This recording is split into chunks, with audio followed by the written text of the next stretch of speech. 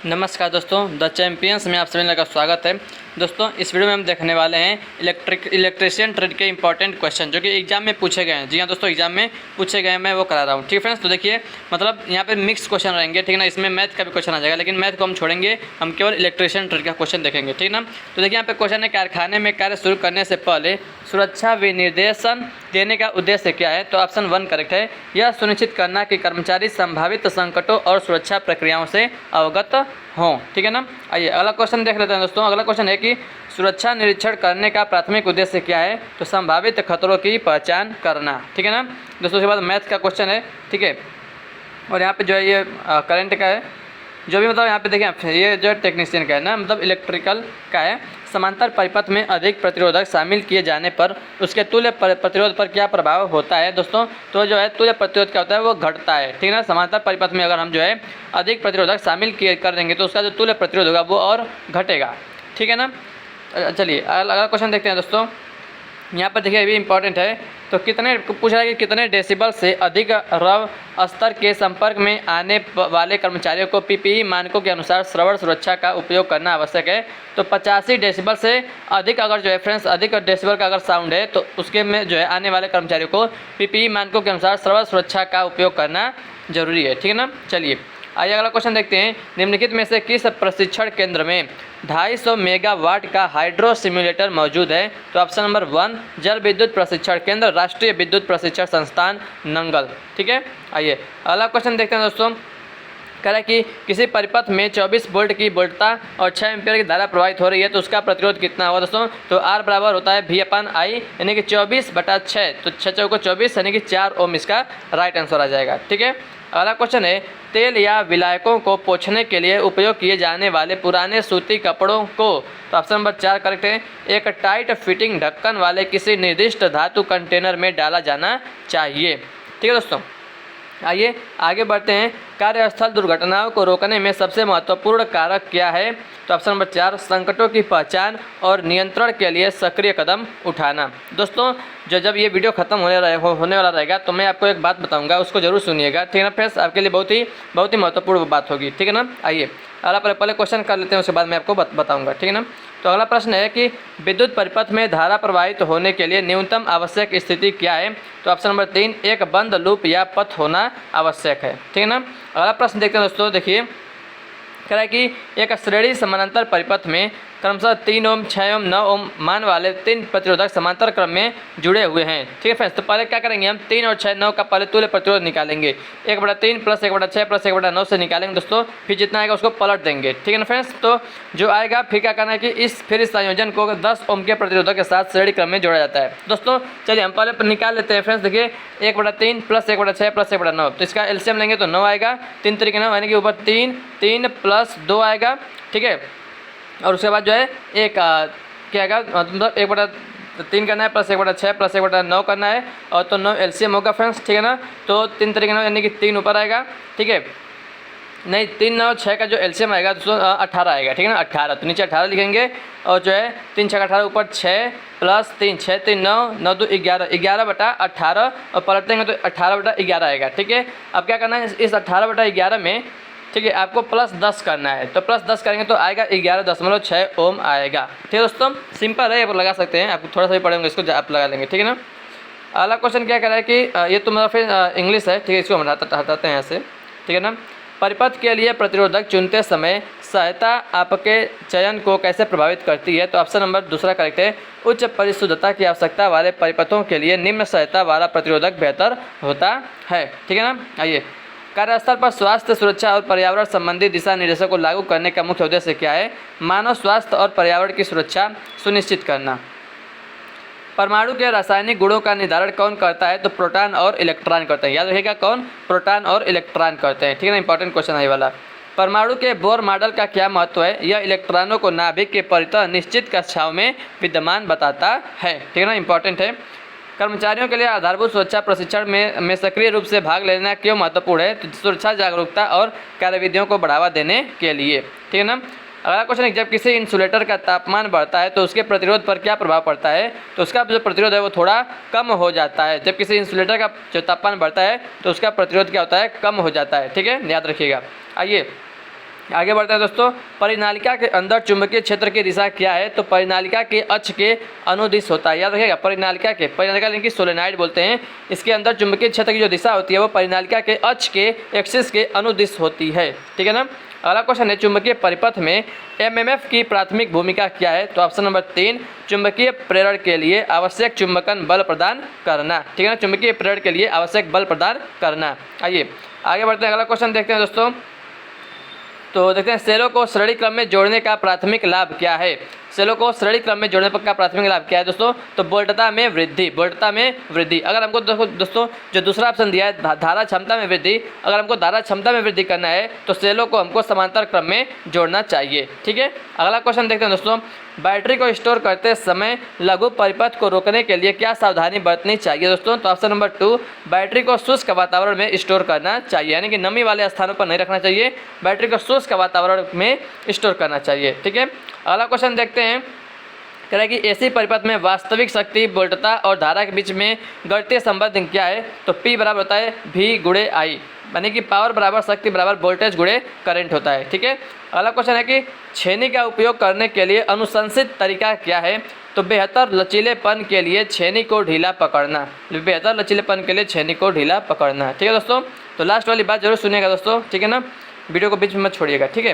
देखिए, हस्तचालित औजारों को से काम करते समय साफ सफाई और सटीकता बनाए रखना क्यों महत्वपूर्ण है? तो ऑप्शन नंबर 1, दक्षता और सुरक्षा बढ़ाने के लिए, दक्षता और सुरक्षा बढ़ाने के लिए आवश्यक है। ठीक है। अगला क्वेश्चन देखते हैं, आपको एक पतली शीट मेटल प्लेट पर एक वक्रित रेखा काटनी है, निम्नलिखित में से कौन सा उपकरण सबसे उपयुक्त होगा? तो ऑप्शन नंबर 4, जटिल कट के लिए बारीक दांत वाले ब्लेड वाला एक कॉपिंग शाखा हमें जो है ये उपयुक्त रहेगा। ठीक है। निम्नलिखित में से किस प्रकार का सेल हाइड्रोजन और ऑक्सीजन के बीच अभिक्रिया से बिजली उत्पन्न करता है? तो ऑप्शन नंबर 4, ईंधन सेल। ठीक है ना, ईंधन सेल ऐसे कहते हैं, फ्यूल सेल भी इसको हम कहते हैं। ठीक है ना। आइए अगला प्रश्न देखते हैं, विद्युत अपघटन का मूल सिद्धांत क्या है? तो ऑप्शन 1, रासायनिक अभिक्रियाएं विद्युत धारा के पारित होने से शुरू होती हैं। ठीक है।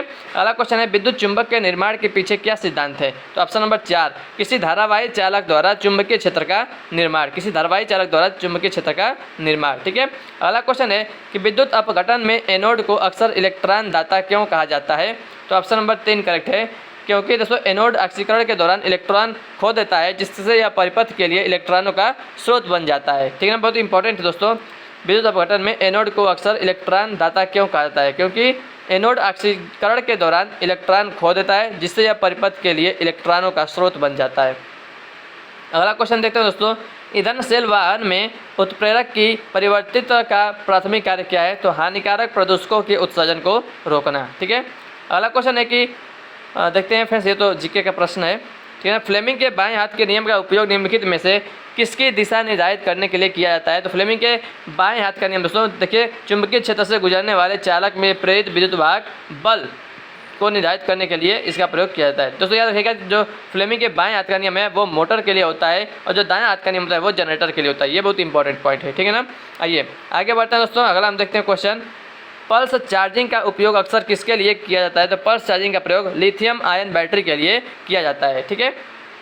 यहाँ पर रीजनिंग का क्वेश्चन है दोस्तों, एमएमएफ को मापने के लिए आमतौर पर निम्नलिखित में से किस मात्रक का उपयोग किया जाता है? तो एम्पियर टर्न मीटर का प्रयोग किया जाता है। ठीक है ना, एमएमएफ को मापने के लिए। आइए अगला क्वेश्चन देखते हैं, किसी विद्युत उपकरण को ठीक करते समय ट्रिप हुए परिपथ ब्रेकर को रीसेट करने का क्या उद्देश्य है दोस्तों? तो ऑप्शन नंबर 2, उपकरण को विद्युत आपूर्ति बहाल करना, उपकरण को विद्युत आपूर्ति बहाल करना। अगला क्वेश्चन देखते हैं फ्रेंड्स, मैथ का है। ये जो है देखिए, शिखर गुणक यानी कि पावर पीक फैक्टर किसका अनुपात है? तो शिखर मान का आरएमएस मान से अनुपात है। ठीक है ना, पीक फैक्टर शिखर मान का आरएमएस मान से अनुपात है। ठीक है। चलिए आगे बढ़ते हैं दोस्तों। देखिए, आप आमतौर पर घर के वायरिंग परिपथ में लोड तार को कब विभाजित करेंगे? तो ऑप्शन नंबर 1, नए विद्युत आउटलेट जोड़ते समय, नए विद्युत आउटलेट जोड़ते समय जो है हम वायरिंग परिपथ में लोड तार को विभाजित करेंगे। ठीक है। आइए अगला क्वेश्चन देखते हैं कि ये तो देखिए, देख सकते हैं इसको भी, सौभाग्य योजना के तहत सौर फोटोवोल्टाइक आधारित स्टैंड अलोन सिस्टम की बिजली की रेटिंग प्रदान करता है। तो बैटरी बैकअप के साथ 200 से 300 वाट की बिजली रेटिंग प्रदान करता है। अगला क्वेश्चन देखते हैं, कौन सा कारक मुख्य रूप से लोड के समय डीसी जनरेटर की वोल्टता विनियमन को प्रभावित करता है? तो ऑप्शन नंबर 1, आर्मेचर प्रतिरोध, आर्मेचर प्रतिरोध। अगला क्वेश्चन देखते हैं दोस्तों, प्रतिघात की माप का मात्रक क्या है? प्रतिघात की माप का, तो ऑप्शन नंबर 3 ओम है, ठीक है ना। प्रतिरोध का मात्रक भी ओम होता है, प्रतिघात का भी होता है, ठीक है ना।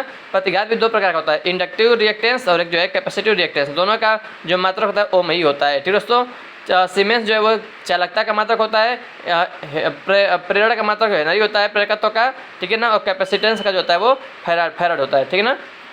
आइए उसके बाद ये तो रीजनिंग का क्वेश्चन है, एक संतुलित 3 फेज प्रणाली में प्रत्येक फेज के बीच कितना फेज कोण होता है? तो 120 डिग्री होता है, ठीक है ना, याद रखिएगा, सबको पता ही होगा। चलिए उसके बाद हम आगे बढ़ते हैं, इंग्लिश का ये, हस्तचालित औजारों का उपयोग करते समय उचित व्यक्तिगत सुरक्षा उपकरण पहनना क्यों महत्वपूर्ण है? तो ऑप्शन नंबर 1 दुर्घटनाओं और चोटों को रोकने के लिए, ठीक है ना, इसलिए। अगला क्वेश्चन है, ये तो फ्रेंड्स जीके का है, लाला हंसराज निम्नलिखित में से किस सामाजिक धार्मिक सुधारक समाज के अनुयायी थे? आर्य समाज के। एक सदिश आरेख में वोल्टता सदिश के धारा सदिश के से अग्र होने का क्या अर्थ है? परिपथ प्रेरक है, इसका मतलब क्या है कि जो सर्किट है वो इंडक्टिव है, ठीक है ना, इंडक्टिव है, ठीक है। आइए आगे बढ़ते हैं, श्रेणी क्रम में प्रतिरोध और प्रतिघात वाले परिपथ के लिए निम्नलिखित में से कौन सा प्रतिबाधा सूत्र है? तो Z बराबर √R² प्लस x², ठीक है ना, R² प्लस x²। अगला क्वेश्चन है, यदि कोई सजावटी प्रकाश व्यवस्था रुक रुक कर टिमटिमा रही है तो समस्या का संभावित कारण क्या हो सकता है? तो ऑप्शन नंबर 3 ढीले विद्युत कनेक्शन, यानी जो विद्युत कनेक्शन है वो लूज है, ढीला है, ठीक है। अगला क्वेश्चन देखते हैं दोस्तों,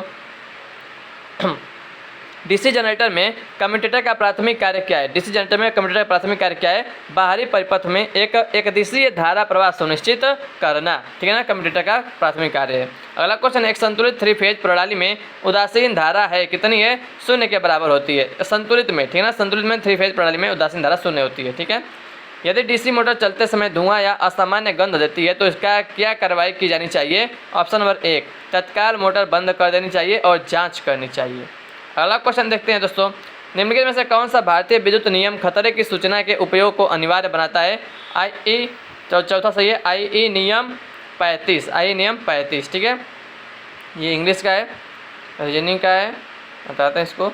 मोटर अनुरक्षण के दौरान वाइंडिंग के इंसुलेशन का निरीक्षण करना क्यों महत्वपूर्ण है? ऑप्शन 2 विद्युत दोष एवं ब्रेकडाउन को रोकने के लिए, विद्युत दोष एवं ब्रेकडाउन को रोकने के लिए, ठीक है।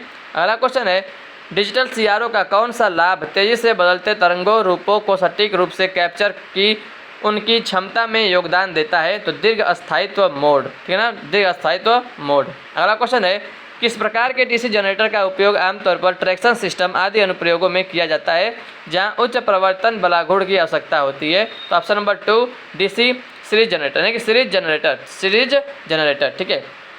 अगला क्वेश्चन देखते हैं दोस्तों, कौन सा प्राचल किसी प्रत्यावर्तित्र में आउटपुट वोल्टता की आवृत्ति को प्रत्यक्ष रूप से प्रभावित करता है? ऑप्शन 1 घूर्णन की गति। अगला क्वेश्चन है, ये तो मतलब मैथ का क्वेश्चन है, 69 और 84 बीच की अभाज्य संख्याओं का औसत ज्ञात कीजिए, 76.5 आएगा। इलेक्ट्रिक वाहन चार्जिंग स्टेशन में संस्थापित सुरक्षात्मक उपकरण निम्नलिखित में से किस दोष से सिस्टम की रक्षा करेगा? ऑप्शन 1 व्युत्क्रम शक्ति प्रवाह, यानी कि रिवर्स पावर फ्लो से सिस्टम की रक्षा करेगा, ठीक है। अगला क्वेश्चन देखते हैं दोस्तों, डीसी मोटर गति नियंत्रण में क्षेत्र दुर्बलन का उपयोग करने का उद्देश्य क्या है? तो उद्देश्य क्या है दोस्तों? ऑप्शन नंबर 3 मोटर की गति को रेटेड गति से अधिक बढ़ाना। अगला क्वेश्चन है, स्टेटर और रोटर घटकों के लिए लेमिनेटेड कोर का उपयोग करने का उद्देश्य क्या है? ऑप्शन नंबर 4 भंवर धारा हानियों को कम करा, भंवर धारा यानी कि मतलब एडी करंट हानियों को कम करना, ठीक है ना, एडी करंट लॉस को। अगला प्रश्न है, विद्युत मापन में चल रहे उपकरण के परिचालन के लिए कौन सा बल आवश्यक है? तो ऑप्शन नंबर 3 विद्युत चुंबकीय बल, इलेक्ट्रोमैग्नेटिक फोर्स, ठीक है। अगला क्वेश्चन देखते हैं दोस्तों, अगला जो क्वेश्चन हमारा रहा है, देखिए ये तो मतलब मैथ का क्वेश्चन है। उसके बाद फ्रेंड्स ये वाला क्वेश्चन है, निम्नलिखित में से किस अनुप्रयोग में घूर्णन गति और बलाघूर्ण के सटीक नियंत्रण के लिए अक्सर डीसी मोटरों की आवश्यकता होती है? तो रोबोटिक्स में सटीक नियंत्रण के लिए डीसी मोटर की आवश्यकता होती है, ठीक है ना। अगला प्रश्न है, घरेलू वायरिंग में भू संपर्कन तार के लिए आमतौर पर किस रंग का उपयोग किया जाता है? तो ऑप्शन नंबर 1 हरा या आवरण रहित तांबा का प्रयोग किया जाता है, ठीक है ना दोस्तों। आइए अगला क्वेश्चन हम लोग देख लेते हैं, एसी मापने के लिए निम्नलिखित में से कौन सा उपकरण अधिक उपयुक्त होता है? तो ऑप्शन नंबर 1 चल लव उपकरण, यानी कि मूविंग आयरन इंस्ट्रूमेंट, ठीक है। अगला क्वेश्चन देखते हैं, एसी और डीसी के बीच मुख्य अंतर क्या है? तो ऑप्शन 1 करेक्ट है, एसी आवधिक रूप से अपनी दिशा बदलता है जबकि डीसी केवल एक दिशा में प्रवाहित होता है, ठीक है। अगला क्वेश्चन है, विद्युत उपकरणों के अंशांकन के लिए निम्नलिखित में से कौन सी सामान्य विधि नहीं है? ऑप्शन 1 गुणन विधि, ये सामान्य विधि नहीं है। बाकी जो तीनों है, तुलना विधि, प्रतिस्थापन विधि, शून्यीकरण विधि, ये तीनों हैं, लेकिन पहला जो है गुणन विधि वो सामान्य विधि नहीं है। आइए फ्रेंड्स अगला क्वेश्चन देखते हैं। शक्ति गुणक सुधार प्रत्यावर्तित की दक्षता में किस प्रकार सुधार करता है? तो ऑप्शन नंबर 3 प्रतिघाती शक्ति को कम करके सुधार करता है। प्रतिघाती जो रिएक्टिव पावर होता है उसको कम कर देता है। ठीक है, अगला क्वेश्चन है, प्रत्यावर्तित में यानी कि अल्टरनेटर में उत्तेजन प्रणाली की क्या भूमिका है? तो ऑप्शन नंबर 3 वोल्टता आउटपुट को नियंत्रित करना। वोल्टता आउटपुट को नियंत्रित करना। अगला प्रश्न है, परिचालन के दौरान डीसी मोटर में असामान्य रव का संभावित कारण निम्नलिखित में से कौन सा है?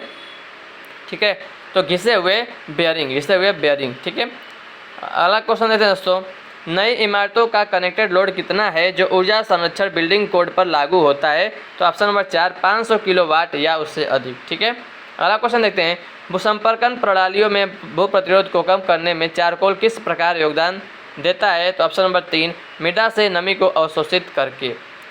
अगला क्वेश्चन देखते हैं दोस्तों, अगला जो क्वेश्चन हमारा आने वाला है देखते हैं, अस्थायी चुंबक चल कुंडली यानी कि PMMC permanent magnet moving coil उपकरणों का उपयोग मुख्य रूप से किसके लिए किया जाता है? तो ऑप्शन नंबर 1 उच्च सटीकता के साथ DC मापन। ठीक है, अगला क्वेश्चन देखते हैं, AMR सिस्टम की कौन सी विशेषता विद्युत मापदंडों की वास्तविक समय की निगरानी और विश्लेषण की सुविधा देती है? Option number 4 remote access. अगला क्वेश्चन है दोस्तों, निम्नलिखित में से किस वर्ग का पावर एम्पलीफायर अपनी उच्च दक्षता के कारण आमतौर पर रेडियो फ्रीक्वेंसी RF और माइक्रोवेव अनुप्रयोगों में उपयोग किया जाता है? तो ऑप्शन नंबर 3 वर्ग C पावर एम्पलीफायर का जो है हम अधिक प्रयोग करते हैं, इसकी दक्षता उच्च होती है। ठीक है ना, RF यानी कि रेडियो फ्रीक्वेंसी और माइक्रोवेव अनुप्रयोगों में इसका उपयोग किया जाता है। ठीक है फ्रेंड्स, अगला क्वेश्चन देख लेते हैं, सिलिकॉन में P प्रकार अर्धचालक बनाने के लिए निम्नलिखित में से किस पदार्थ का उपयोग आमतौर पर डोपेंट के रूप में या डोपक के रूप में किया जाता है? दोस्तों तो बोरान का प्रयोग किया जाता है। ठीक है ना, किसका प्रयोग करते हैं? बोरान का प्रयोग करते हैं। बोरान एक ट्राईवैलेंट जो है सब्सटेंस होता है। ठीक है ना, इसका हम प्रयोग करते हैं P प्रकार का बनाने के लिए। ठीक है ना, चलिए आगे बढ़ते हैं। विद्युत प्रतिष्ठानों में भूसंपर्कन तारों के लिए मानक रंग के रूप में हरे रंग का उपयोग क्यों किया जाता है? दोस्तों क्योंकि यह सुरक्षा और ग्राउंड कनेक्शन का निरूपण करता है। ठीक है ना, अगला क्वेश्चन देखते हैं दोस्तों, तो ये हमारा जो है मतलब जीके का क्वेश्चन है। अगला क्वेश्चन है, प्रत्यावर्तित के अनुरक्षण तथा या परीक्षण के दौरान उचित वेंटिलेशन सुनिश्चित करना क्यों महत्वपूर्ण है? ऑप्शन नंबर 2 अधिक गर्म होने से बचाने और सुरक्षा सुनिश्चित करने के लिए। ठीक है दोस्तों, आइए अगला क्वेश्चन देखते हैं, निम्नलिखित में से किस अनुप्रयोग में अल्ट्रासाउंड तरंगों का उत्पादन करने के लिए ट्रांसड्यूसर चलाने हेतु पावर एम्पलीफायरों का उपयोग किया जाता है? ऑप्शन नंबर 1 अल्ट्रासाउंड इमेजिंग प्रणाली का उपयोग किया जाता है। ठीक है, अगला क्वेश्चन है कि वितरण प्रणाली यानी कि डिस्ट्रीब्यूशन सिस्टम में अपर्याप्त भूसंपर्कन का परिणाम क्या होता है? ऑप्शन नंबर 1 उपकरण को क्षति और कर्मियों की चोट के जोखिम में वृद्धि। ठीक है फ्रेंड्स, आइए अगला क्वेश्चन देखते हैं।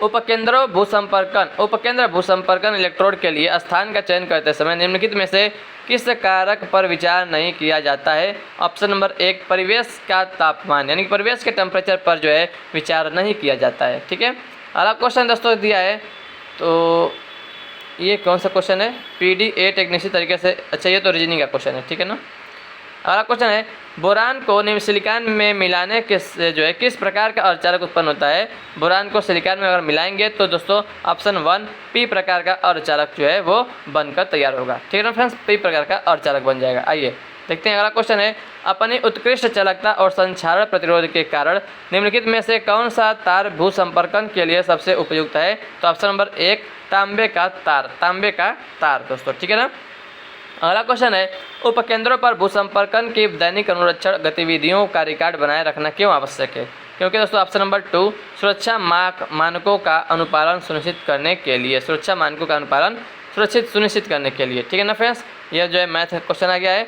ठीक है, उसके बाद दोस्तों ये लास्ट क्वेश्चन लग रहा है। ठीक है ना, इसके बाद एक और क्वेश्चन। चलिए, निम्नलिखित में से कौन सा कारक 66 किलोवोल्ट उपकेंद्र में अधिकतम अनुमेय अर्थ प्रतिरोध के मान को प्रभावित करता है? ऑप्शन नंबर 4 मृदा चालकता। ठीक है दोस्तों, अगला क्वेश्चन है कि विश्रांति दोलित्र परिपथ के लिए उपयोग किए जाने पर यूजेटी मुख्य रूप से किस प्रचालन क्षेत्र में प्रचालित होता है? तो ऑप्शन नंबर 2 कटाफ क्षेत्र में प्रचालित होता है दोस्तों, ठीक ना। विश्रांति दोलित्र परिपथ के लिए उपयोग किए जाने पर यूजेटी मुख्य रूप से जो है कटाफ क्षेत्र में प्रचालित होता है, ठीक है दोस्तों। तो देखिए यहाँ पे पूरा जो है ये खत्म हो गया दोस्तों। तब जो बात मैं आपको बताने वाला था तो क्या बात है दोस्तों, देखिए फ्रेंड्स आप सभी लोगों को मतलब पीडीएफ की आवश्यकता होती है, ठीक है दोस्तों। तो पीडीएफ के दोस्तों कुछ पीडीएफ पेड होते हैं, कुछ जो पीडीएफ फ्री होते हैं दोस्तों, ठीक है ना। तो जो पेड पीडीएफ है दोस्तों, तब मैं उसका केवल 25 रुपये आपसे चार्ज करता हूँ, ठीक है फ्रेंड्स।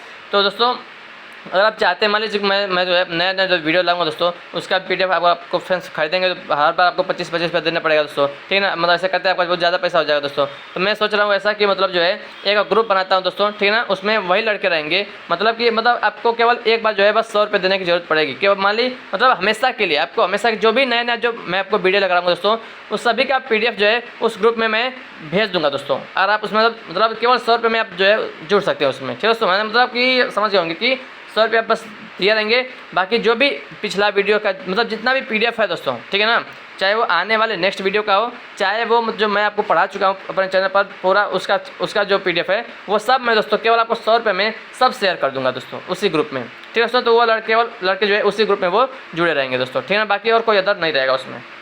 तो फ्रेंड्स वही कुछ लोग स्पेशल होंगे जो फ्रेंड्स उस ग्रुप में जुड़ेंगे, ठीक है फ्रेंड्स। उसका मैं अलग से एक ग्रुप है मैं बनाऊँ, ठीक है, टेलीग्राम पर एक ग्रुप है द चैंपियंस के नाम से, ठीक है फ्रेंड्स। तो उस ग्रुप को मतलब ज्वाइन नहीं किया, ज्वाइन कर लीजिएगा उसको भी, ठीक है। और एक नया ग्रुप बनाने वाला दोस्तों, ठीक है ना। तो केवल 100 रुपये में आप जिस ग्रुप में जुड़े रहेंगे दोस्तों, तो आपको आने वाले हर वीडियो का पीडीएफ आपको उसमें दे दिया जाएंगे दोस्तों। आपको बार 25 रुपये देने की जरूरत नहीं पड़ेगी। आप 100 रुपये में मतलब जब तक मैं वीडियो बनाऊंगा दोस्तों तब तक आपका जितना भी मतलब जो है 100 रुपये में केवल मतलब 100 रुपये में आपका काम उसमें हो जाएगा। आप जो है सब उसमें फ्री में ले लेंगे, मतलब 100 रुपये में केवल आपको सब मिल जाएगा दोस्तों, ठीक है फ्रेंड्स। तब समझ गए बात को मेरी, ठीक है। तो दोस्तों कैसे लगा है मतलब ये वीडियो कमेंट करके जरूर बताइएगा दोस्तों, ठीक है। वीडियो को देखने के लिए आप लोगों को बहुत बहुत धन्यवाद, तहे दिल से धन्यवाद दोस्तों, शुक्रिया। आप वीडियो को देखते हैं, लाइक करते हैं, शेयर सब्सक्राइब करते हैं, ठीक है दोस्तों। Thank you so much. तो मिलते हैं आपसे दोस्तों आपसे अगले वीडियो में अगले टॉपिक के साथ में, अगले जो है नए क्वेश्चन के साथ में दोस्तों, ठीक है friends. Thank you so much, thank you for watching this video. हंसते रहिए, मुस्कुराते रहिए। जय हिंद, जय भारत दोस्तों, वंदे मातरम।